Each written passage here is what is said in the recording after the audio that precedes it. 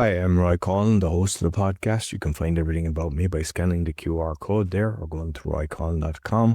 And you'll find my 6 podcasts, the Podfather, helping people become podcasters, the Awakening, exposing fraud and corruption, but with solutions, the Crypto, all things blockchain technology, Meditation podcast, Speaking podcast, and the Learn Polish podcast. You can also help the show by actually making a donation, visiting the store, or helping my sponsors. I hope you enjoyed this week's show. Welcome to the Meditation Podcast. You can find all our episodes on meditationpodcast.org. My guest is an award-winning author, vibrational mentor, and founder of the Alignment Circle, a transformative trance-coaching program that helps experts, coaches, and leaders overcome self-doubt, stress, and imposter syndrome. Inspired by insights from divine intelligent OPRA, I think I'm pronouncing that right. If not, you can correct me. She developed the Clarity Activation Framework with the tagline, "Think less, drive more." Our unique method empowers clients to shift from overthinking to heartfelt action, building resilience and reconnecting with their inner truth. From Georgia, please welcome Ramona Galey. Oh, thank you so much for a kind introduction, Roy. I am so glad to be here and I can't wait for our chat.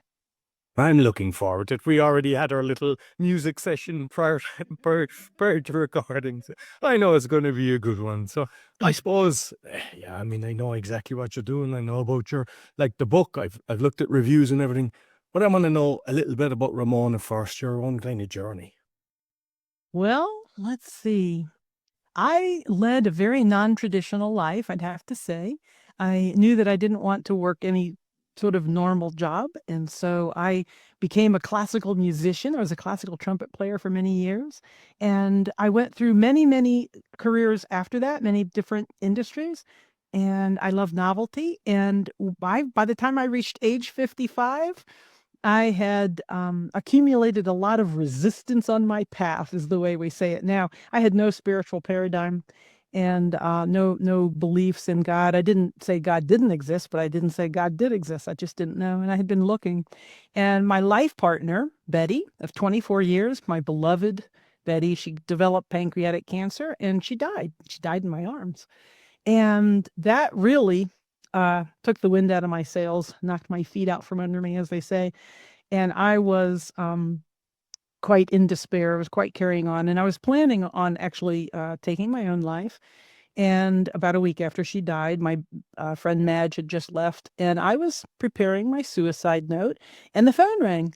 And it was Betty's best friend, Lordella. And Lordella recognized where I was, even though I didn't tell her. But I mean, I was crying a lot and I don't even remember what I was saying, but she said, whoa, you got to stop thinking like that right now. And I said, Adela, I'm 55 years old. I've been trying to control my thoughts my whole life. I don't know how. And so she said, have you ever heard of Abraham Hicks? And I said, no. Is that a disease? I was thinking of Braxton Hicks, So I didn't know what that was at all. But she shared with me. We talked for about an hour that day. And she sent me a bunch of CDs that she had. I got some books, first from the library and then, of course, from Amazon, and started really studying and doing their guided meditations and learning all the material. I eventually went to about 40 of their workshops over about 5 years. And what I really wanted was a personal teacher, like a private teacher. When I was a classical trumpet player, if I didn't know how to do something, I would hire somebody who did. I would, pay somebody who did know how to do it, and they would teach me how to do it one-on-one. And that's what I wanted for this new phase of my life. And I couldn't find anybody. Esther Hicks, who does Abraham Hicks, she doesn't take private students. She doesn't even do small groups. She just does these big, huge workshops, hundreds and thousands of people. And so I would go to those workshops and studied all that material. And then about 5 years ago, I started doing actually exactly what she does, very similar to what she does. And that spiritual awakening, if you will, has just completely changed my life. I'm just so different from the way I used to be, and the way I look at things, the way I feel inside, the way I feel about myself, the way I feel about other people. Everything has changed. And I'm so glad and I'm so blessed. And so now I provide for others what I couldn't find at the time, which made my journey a lot longer and a lot more arduous than it needed to be. So now I help people on that same journey. Anybody who is looking for that type of support that I can give, I take great pleasure in providing that support for others. So there you have it. And what's interesting is, like, at your dark point, somebody phoned when you need it. I've heard so many cases of people I know that it's like they were ready to throw in the towel. And it's like, Yes. whether you call it an angel, divine intervention, whatever it is, it's Yeah. like somebody's putting a hand out to you and saving you where you need it most. Yes, absolutely. Absolutely. And I believe that that is always available to us, no matter how far down we are, no matter how dark it seems to us. That essence of goodness, of pure love is always available, and it will come to you. If you're open to it, it will come. So, vibrational mentor.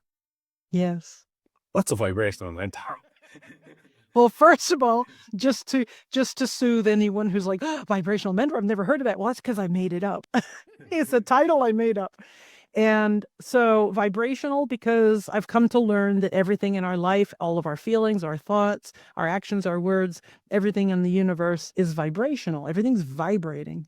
And, even this table that I'm sitting at, it feels solid. But if you look at it, closely enough with special equipment, you can see that it's atoms with space in between, and they're all vibrating. And it doesn't feel like that when you touch the table, but they are. And so sound is vibration, emotions, like everything we're doing is vibrational. So as I started to learn about what that meant, what it felt like, more importantly, what does it feel like for me to be on a low vibration as opposed to a high vibration? And as I worked that out more and more, I understood that what people actually want is not more stopgap actions. You know, go for a walk. I mean, these things are all excellent tools. I'm not dismissing them at all, but, take a long hot bath, pet a cat, take a nap. There are all these actions that we can do to soothe ourselves to get back into vibration. But what we really want is to be able to control our own vibration, which means controlling our thoughts and our focus. And once you learn how to do that, and it's not hard because you're just remembering. I don't actually teach anybody. That's where the mentor part comes. I'm not a teacher. I'm not even really a coach. I'm a mentor in that I walk the talk. I demonstrate. I'm a role model. I can sit right, like I remember when I was a trumpet student, and I would sit right next to my teacher, the two of us sitting in chairs right next to each other. And frequently this person would say, I would say, well, how do you do such and such? And they would say, well, like this. And they would demonstrate. That vibration, I didn't know it then, but that vibration actually influenced me so that now I could do it. He didn't have to say, put your tongue here and use your fingers here and hold your breath there. And it wasn't like by braille, it was by vibration. And so this is what I do for others. So we have sessions twice a week, and that's to keep a really good momentum going. We get the momentum going, and then we keep it going. And when Oprah comes on board with me, we just bathe everyone who's present in unconditional love in a way, because we're always being, all of us are always being bathed by unconditional love, but we don't focus on it because of where our culture is, that we're all up in our heads. But when you're looking at another human being, in this case, me, and infinite intelligence is coming through me and bathing you with unconditional love, you can feel it a lot easier.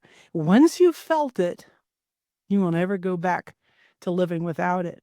And so you feel it more and more and more until you get to the point where you can produce it yourself. You can, or not produce it, but let it in.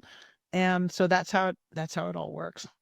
And you mentioned the Oprah. I mean, most people, when they hear Oprah, they think of the OPH, but this is OPRA. So you might explain what you mean by the Oprah.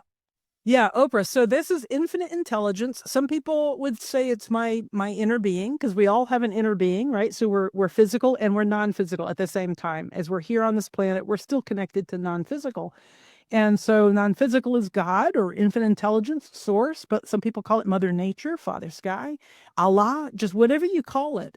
It's that thing that's bigger than us, that thing that connects us to everything and everyone, that thing that we call on, that thing that causes the phone to ring when you're about to take your own life. That, whatever that is, which I don't anthropomorphize. Some people say, think of it as a actual person, like a human type person who's looking down and judging and making distinctions and stuff. And I don't see it that way. I see it as a cosmic essence that all of us have, that all of us are part of, all of us are constantly expressing, and it's just pure goodness. That's the part that's important to me, is it's pure love, it's pure goodness. You can't hurt anyone with infinite intelligence. You can't hurt anyone with pure love. And that was very important to me, that I not ever hurt anyone, do no harm. The doctor's creed, I feel very strongly also. So, yeah, that's what Oprah is. They gave themselves a name. I was like, I didn't want to call them Oprah. I didn't want anybody else to think I was claiming that I was channeling Oprah Winfrey. But it was a joke, actually, when I found out why they picked that name. But they were adamant that that's their name. They said I could spell it any way I want. It didn't have anything to do with Oprah Winfrey, but that was the name. So I acquiesced after some struggle. But So like some people have like the mental clutter, they're just thinking the whole time and they can't get focused and everything. So what advice would you give for people? Because I constantly meet people like that. And I suppose maybe in my earlier days I done it, and then I kind of learned, not through meditation, through a lot of different things, that when I'm doing stuff I'm doing. But I meet people and they're like, they're just, oh, my head is doing 90, I can't sleep, my head is doing 90. And you try to guide them, but it's like, so there's people I know listening now that are in that situation. So yeah. what's the best advice for them?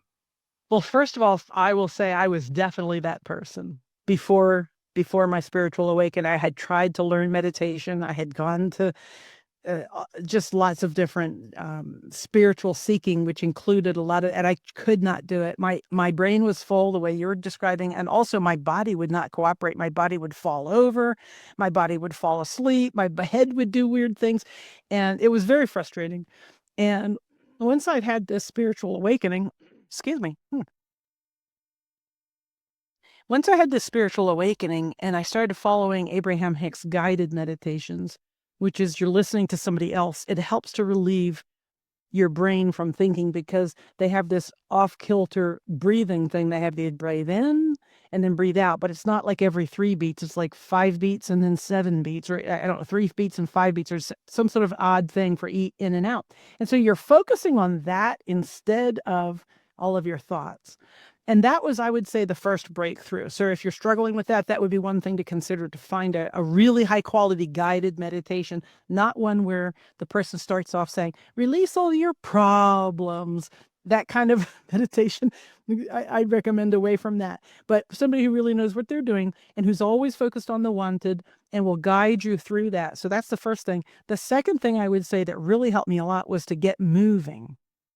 And I did not find out that I was a kinesthetic processor. There's visual processors and there's auditory processors and there's kinesthetic processors. And I was an education major in college, and we were taught that the kinesthetic processors are those kids that won't sit still. They're always in trouble. They don't do well in class, and, they act out. They're bad behavior problems. And so I was taught to kind of disrespect, actually, kinesthetic processors. And I assumed I was a visual processor because visual processors do well in school and, get good grades and behave themselves. So I made an assumption all through my life. When I was in my 40s, I found out that I was a kinesthetic processor. And so here's what I would say for any of your listeners who might suspect or know that they are at least majority or significantly kinesthetic processors. And this is just my theory now, okay?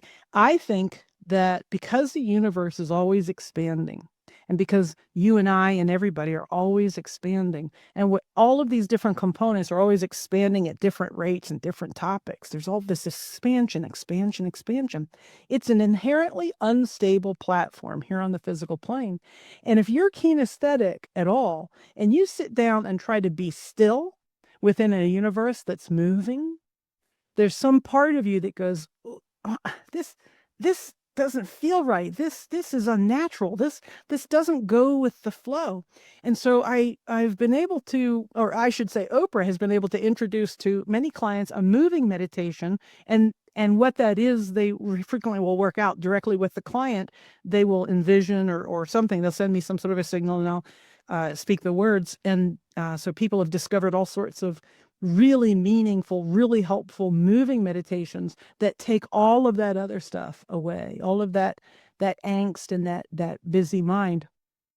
And then the third thing I would say is, as you're learning to control your focus, which is one of the things that I role model a lot and give feedback on a lot, then you can choose, like Esther Hicks focuses on the air conditioner in the room when they're doing these workshops. There's always an air conditioner running. A lot of people generate a lot of heat. Even if it's cold outside, there's always air conditioner running. And so she will listen to that air conditioner, which is just this very benign background, no meaning to it, no purpose to it, no urgency to it. So, in other words, choose something to focus on. And you might try 10 different things before you find the one that really works. Different sounds, different sights. Some people keep their eyes open and just look at a part in the ceiling or high on the wall. So there's many different ways to get over that we go over. And I'm sure you have a lot more, but those are my 3 favorite ones to start with somebody who's having trouble with their meditation. And you mentioned moving meditation. Could you delve a bit further on that and explain exactly to the listeners what exactly that would entail? Yes, absolutely. So moving meditation would be anything that doesn't require, like, it wouldn't be like driving a car or like playing football or something where you have to be alert to your surroundings and be controlling what your body's doing, more than just a minimal amount. So an example would be walking barefoot in the grass with a very purposeful, like you might think, love and joy. Love and joy with each thought. So you're occupying your mind, which always wants to be busy. Left to its own devices, it will always be busy. You're giving it something to think about, but you're also letting your body flow. And in that flow is some relaxation. You're in your body. So focusing in the body is always the way to come. Like, if you're not trying to meditate and you've got a busy mind, best thing you can do is take a couple of deep breaths and really focus on your body. Your brain will release once you're fully in your body, because your brain's just trying to protect you. And all it knows is the past. And so it will tell you, watch out, be careful, don't fall down, careful, there might be bears there, careful, don't go too far from food, or whatever all that primal stuff is. That's its job. So as soon as you start focusing and getting into your body, now your brain can relax. And so a couple of deep breaths, and then once you're in that state in your body can actually tell you. I've had people with Oprah's help developing a dancing yoga type move, swimming, hiking, this meditative barefoot walking in the grass, which is also combines grounding with the meditative state. I frequently use washing the dishes. I'll wash dishes by hand in a very contemplative way. So my hands are moving, my body's moving. I'm not expecting it to just sit still in the middle of a moving universe, but I'm not actually going anywhere. And it doesn't take any. So I've got the soap, I've got the warm water. It's all very soothing, and I can be very contemplative with it. I can space out doing that for maybe 5 minutes and feel like I've just had the most magnificent meditation in the world. So lots of different ways. But feel into it yourself, I would say. If, for anybody who's listening and wants to try this, try a bunch of different things and see what feels best. Always trust your body, whatever feels best.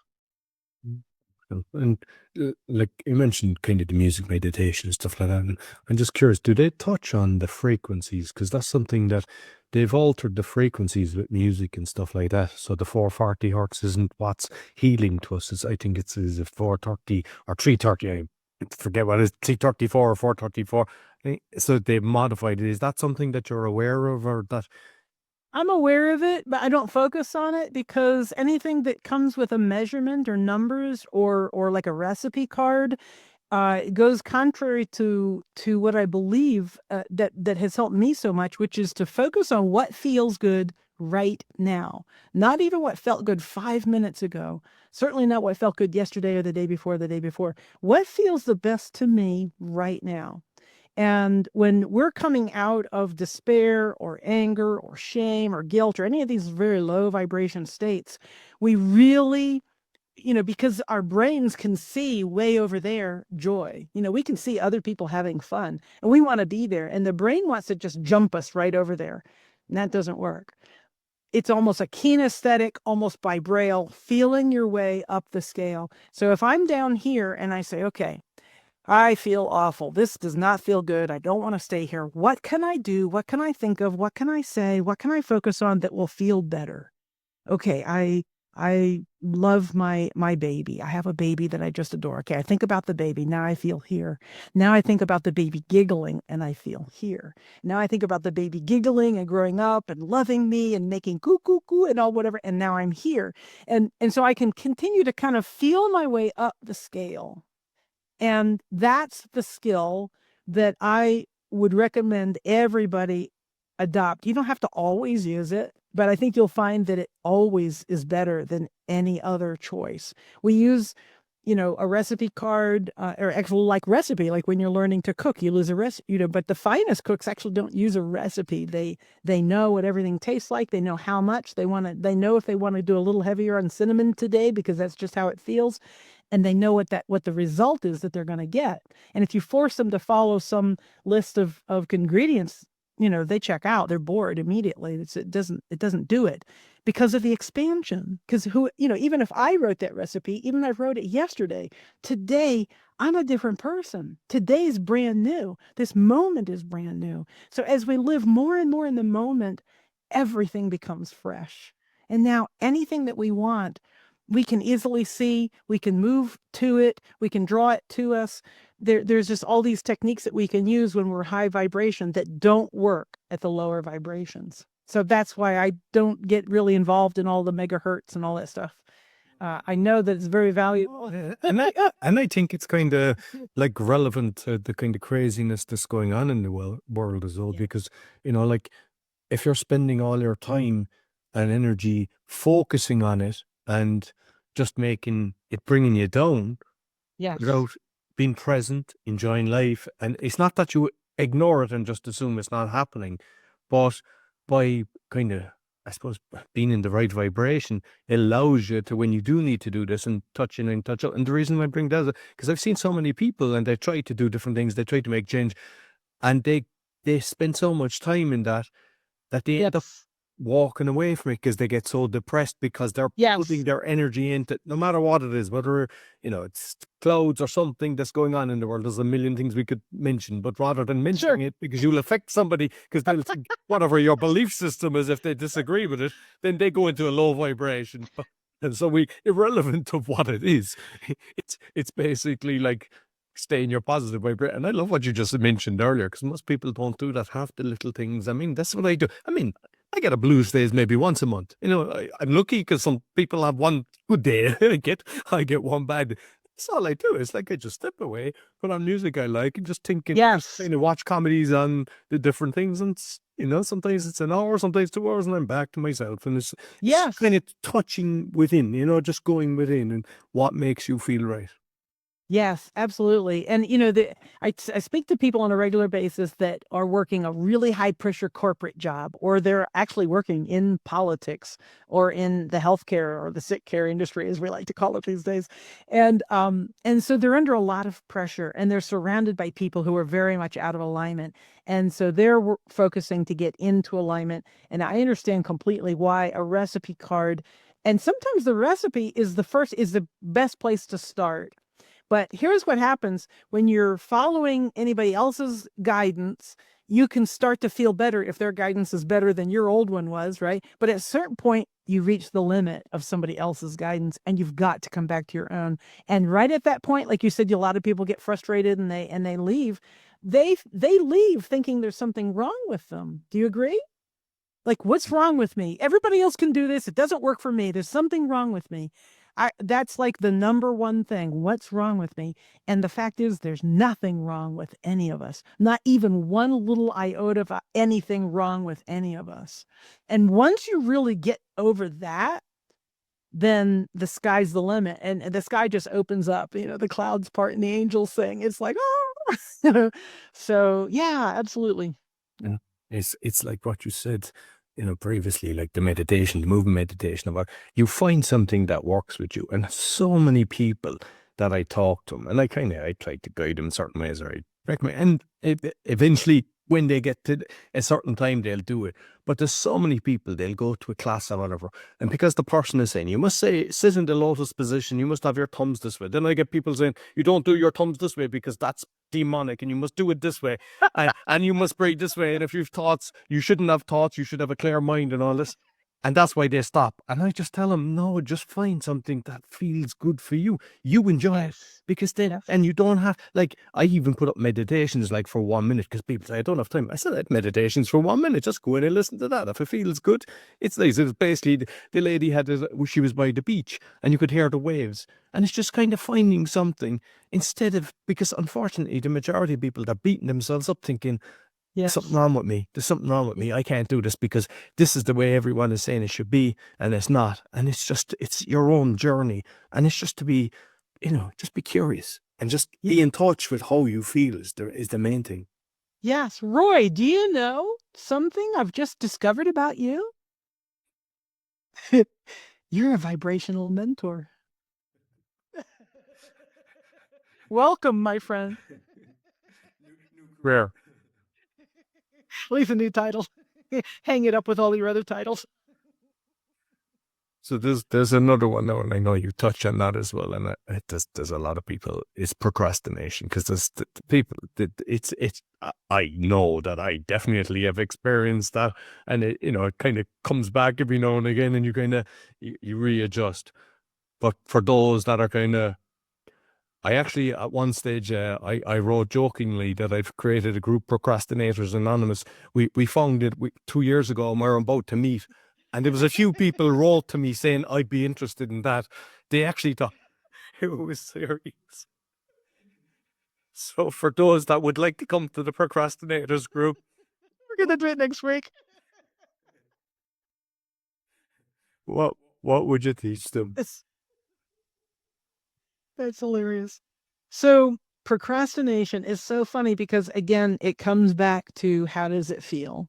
Sometimes procrastination is infinite intelligence influence on us that it's not the right time.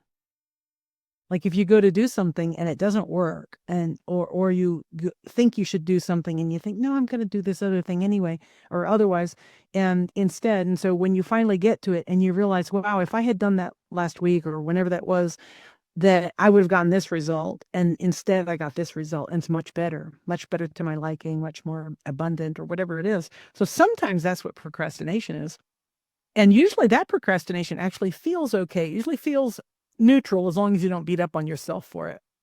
It feels like this other thing feels more important or better, and I'm going to do this other thing. And then it all works out. The procrastination that really bugs people, especially when they know about that first type of procrastination, is the one that doesn't feel good, which is either them beating up on themselves or them avoiding something, in which case it's resistance, right? So the first thing about procrastination is to really sit with it and get a feel for which one it is.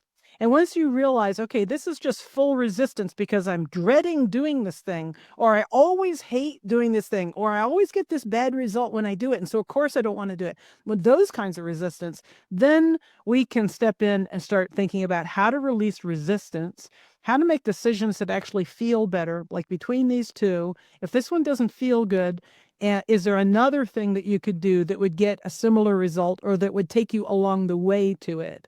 Like, for example, if I have to write a book, I might say, I'm just going to write the foreword today. That's all I'm going to do. I'm going to write the foreword and see how that feels. Or I'm going to write, let me start with the last chapter. What do I want to say to the people? Like, okay, now that you've read this entire book, I hope that you have discovered this, this, and this. Okay, I'm going to write that. Now I've got clarity. Now I've got my juices flowing. Now I'm focusing on good outcomes instead of horrible blank page phobia, right? So I've switched my vibration that will actually allow everything to start to flow. So releasing that resistance, and there's at least a dozen different ways, techniques that you can use to release resistance. But as soon as you've done that, you feel the oneness just flow in. In other words, every desire we have, let's say I want to write a book, another book in my case, but let's say I want to write my first book.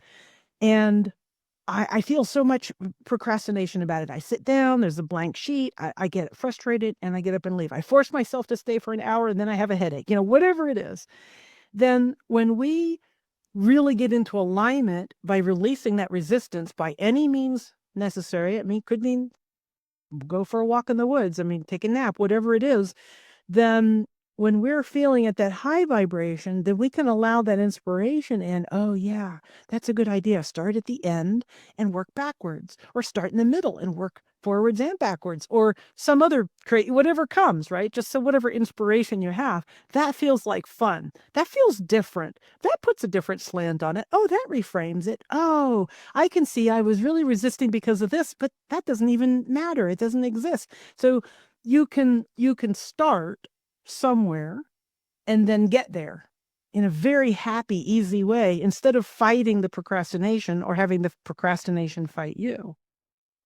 Yeah. One of the few things I do, like, because a lot of us have our to-do list. We know exactly what we need to do. But sometimes I just, when there's a lot, I just write down 3 items. Let's get these 3 done. And then you get 3 more. And before you know it, you get a lot. And the other one that I do that I found is very helpful, because we tend to, cross off what we done or highlight it out and everything, is have a what I've done list. Yes. And you just start writing down as you do stuff, because we know what we need to do. And that's more inspiring, because you're like, oh, I really got a lot done, as opposed to looking at a list with 30 items and maybe you got 8 done, but you're not, there's probably another 20 things that you've done that you didn't even have on the list. And I mean, yeah, some people cheat and they add it just to cross it out, but people all be, You know that cheating? I love that part. But I think at the end of the day, it's just great things that work for you, and it's just kind of, Yes. but don't be beating yourself up. It's like, Yeah, but find something that feels good, right? The opposite of beating yourself up. Find ways to give yourself permission, first of all, to feel good. Some people need permission to feel good. They feel like that's unethical or immoral somehow, or letting people down, or going to take them off into hedonism or something. There's always some resistance to feeling good. And when you give yourself permission to feel good, now all of these choices that we're talking about are a lot easier, right? yeah. And like what you said is very interesting, actually, the way sometimes, we think of procrastination, but we do other things. And then sometimes things get wiped off your list, that they just get done because somebody else done it, or it's no Yes. longer needed, or you do it and it's just something that you would have taken a few hours, and just because you're in the right frame of mind, you do it in 20 minutes and you're going, Yes. whereas if you force yourself to do some tasks, I've known that myself. I never push myself, because I've learned that if I don't want to be doing it, I'm not going to do it right, and it's not going to be enjoyable, and I just let it go. And it's like, Yes. okay, I think I'll do this now, and then you go, oh, that only took a few minutes. And it's a good feeling. Yeah. Push. So it's, not to beat ourselves up, basically. Yeah. Yeah. You're a vibrational mentor. I trust that's okay for me to label you that way. It's just my fun label. Let's take it a bit. Okay, your book, From Lonely to Fearless, which is a lovely title. And first of all, there's a load of, like, 344 from what I look at. I mean, I know you've got different countries, you don't see them all in the thing. Like, there's 99% is either 4 or 5 star rating, and only one, and it's 3 star. There's none bad. And I mean, sometimes even people give a brilliant comment and it could be a 3 star. So all positive ratings, like, which is very rare, to be honest with you, because you always get 5 or 10% that is like, oh, worst book of my life and all this kind of, but there was nothing. It's all beautiful comments. So compliments to you. That, I mean, No, thank you.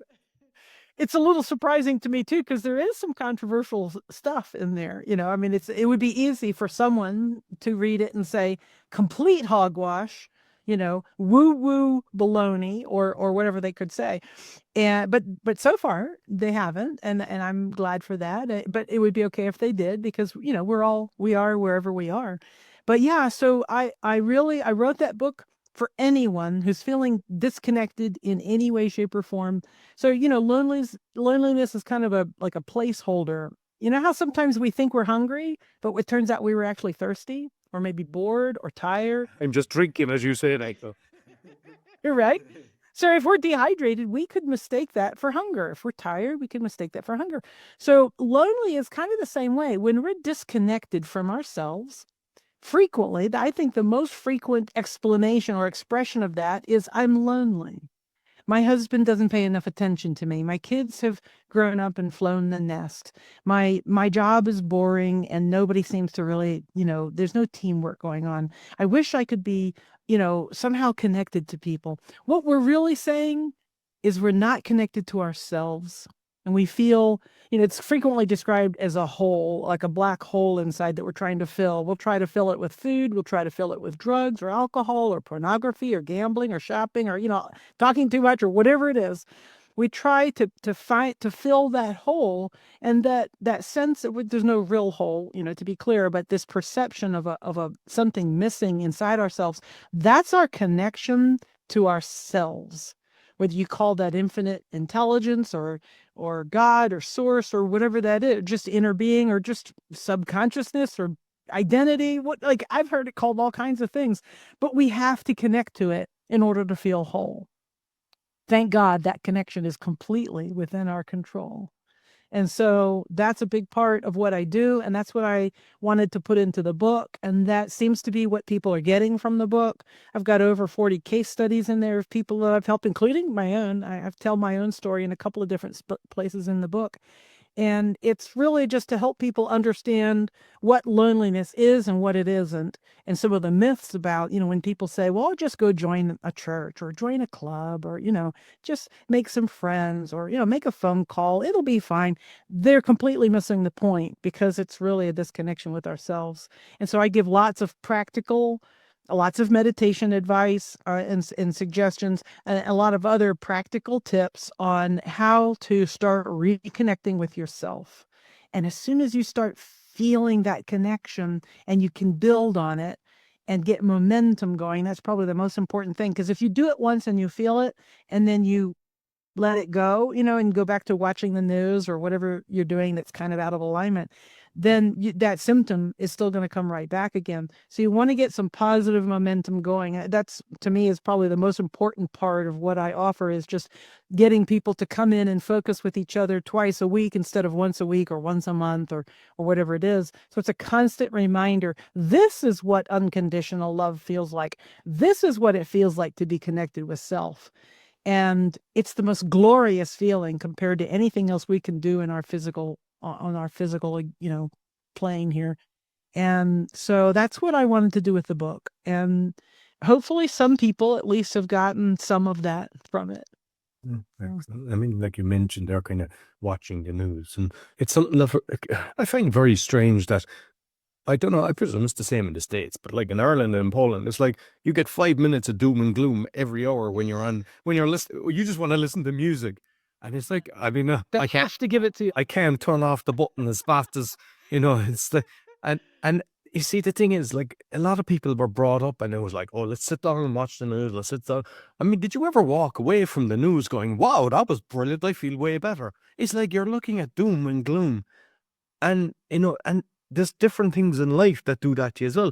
I mean, personally, I used to watch some horror. I think that does to you. I think the brain doesn't know what's real and what's not. And people that I know that are deep, and I don't want to offend anyone that loves horrors, you do what you like. But I know people that are really into horrors, and they seem to attract a load of negativity into their life. Yeah. So does the brain know, and is it the vibration that you're attracting, this kind of thing, and your dreams, when you don't know they're true, is that really rest when you're actually kind of reclaiming? So watch a comedy, watch stuff with love, watch them with happiness, go out and walk, like the different things you're doing. And I think it's just be conscious of everything you're doing and going, is this serving me or is it damaging me? And if you look at it like a weighing scales, just make the love bigger, and then the bad just falls into the dustbin. Well, exactly. And, some people they don't know how to compare this to, like, psychologically, or they are comparing it psychologically, but they're not comparing it vibrationally. And so the brain can always make an excuse for, well, we can watch this because they only say the F word 4 times, or because it's only rated PG-13, or because so-and-so recommended it, like the brain can play tricks on you. Your body will not play tricks on you. So if you really tune into your body and practice on easy stuff, practice on, what do I want for dinner? Where do I want to go for, to eat? Do I want to go for a walk right now? Or do I want to do it later? Do I want to turn left or right? When I usually go left to go to work, what happens if I go right? Just like feeling your way through inconsequential, like there's nothing serious going on kind of decisions. And as you practice that, your sensitivity will improve, your sense of discernment will start to get increasingly more and more refined and more accurate, and you'll be practiced so that when the stuff hits the fan, as they say, and some big decision needs to be made, you have a much better chance of being able to make the decision based on how it feels. And especially when it comes to entertainment. And I totally agree with you. We unthinkingly put a lot of garbage into both our vibration and into our bodies with what we eat. And a little bit of mindfulness goes a long way on all of that. But make sure it doesn't stay in the mind. I actually call my business heart set as opposed to mindset, because mindset changes kind of imply it's all in the mind. Whereas a true lasting change happens in the body. So heart set, body set, you could even call it. Change your body set and watch the miracles happen in your life. And some of us just do it very naturally, and others of us need to be remembered, because we all came to this physical plane. When we were born, we were very in our bodies, right? You pinch a baby, they'll cry, they'll, no. But pinch an adult and they'll frequently go, well, that wasn't too bad, I can take it, or what did I... I'm just wondering how many babies you've pinched. No babies were pinched in the making of this video. I promise. But we're all born with this knowledge, and then we let ourselves get culturally indoctrinated away from being in our bodies, fully focused in our bodies. And so this is just remembering, and it can come back really fast. To me, that's the most important thing, that anybody who's struggling right now, just know this can turn around very quickly, very quickly. Don't ever give up. Start now. Start now. Beautiful, beautiful. A nice way to end this. So I know that the book, I'll be reading the book. So I'd love to have you back in the early, maybe in January. So then I'd love to. The listeners then as well can write into me, ask questions. I make a list. So if there's some stuff that based on our conversation, or perhaps they've read your book, or I hope they will, because I think based on listening to what you've just said, they should go out and buy it. So you might let people know where they can find you, Ramona. Well, I'm at RamonaGaley.com, and I'll just tell you, I have a special gift for your audience. When you get to my homepage, RamonaGaley.com, scroll all the way to the bottom. There's a little button there that says private. Push that button. It will take you to a private podcast with me discussing lots of different terms and concepts, authenticity, imposter complex, lots of different terms. With various guest hosts. And so there's a whole slew of private podcasts there for their enjoyment. And there's a money off coupon that your audience can use should they decide they wanted to use my services. So $250 off right now. That could change, but yeah, significant money off. And I'd love to have them join me over there at that private podcast. I'll have a lot of fun. Excellent. I'll make sure I put the link button, the audio in the video. Thank you very much. Thank for a beautiful conversation. Thank you. So that's all for the Meditation Podcast. You'll find all our episodes on meditationpodcast.org. Sure to give us a thumbs up, 5-star rating, share with your friends, and comment. We love to read your comments. And as I mentioned, we're going to have Ramona back in the new year, so let me know what you'd like me to ask her. Until next week, take care. So I hope you enjoyed this week's episode. As mentioned at the start, you can find my 6 podcasts on roycollin.com or scan the QR code if you're looking to start a podcast or do a podcasting tour, help with that. Also, if you're looking for a virtual assistant, we also have that service. And you can help the show by visiting the store, supporting our sponsors, or making a donation. Until next week, take care.